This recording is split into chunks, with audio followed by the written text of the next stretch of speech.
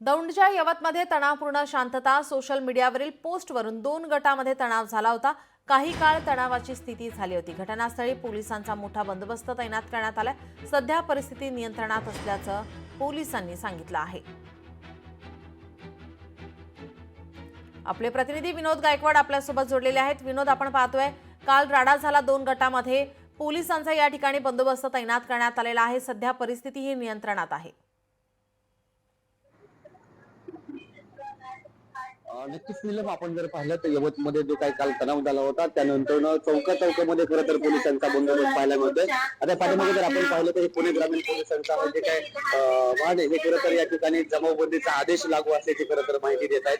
5 पेक्षा जास्त लोकांना इथं थांबू देत नाहीयेत। एकूण जर आपण पाहिलं तर या कालचं जे प्रकरण झालं, या प्रकरणानंतर आता रात्री उशिरा पोलिसांनी जवळपास 15 ते 17 जणांना खरं तर ताब्यात घेतलंय।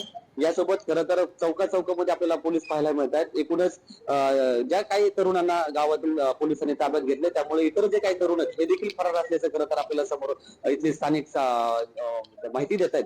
आपण जर पाहिलं तर 26 तारखेपासून खरं तर यवत गावामध्ये तणावाचं वातावरण होतं। महापुरुषांच्या मूर्तीची विटंबना केल्यानंतर खरं तर हा जो काय वाद आहे हा थोडा खरं तर या ठिकाणी होत होता। आणि त्यानंतर जे काही काल सोशल मीडियामध्ये जे आक्षेपार्ह पोस्ट एका समाजकंटकांनी केली आणि त्यानंतर हे जे काही संपूर्ण वाद आहे हा वाद यापैकी दोन गटामध्ये खरं तर चिघळल्याचं आपल्याला पाहायला मिळालं। त्यानंतर आता यवत गावामध्ये संपूर्ण शांतता आहे, तणावपूर्ण शांतता आहे। प्रत्येक चौकामध्ये पोलीस आहेत, ठिकठिकाणी पोलीस बंदोबस्त या ठिकाणी आपल्याला पाहायला मिळतोय। एकूणच आता त्या कालच्या घटनेनंतर जवळपास 15 ते 17 जणांना पोलिसांनी सध्या ताब्यात घेतलंय। जी, धन्यवाद विनोद, आपण दिलेल्या सविस्तर माहितीसाठी। लोकशाही मराठी ऐका, पहा, जागरूक रहा।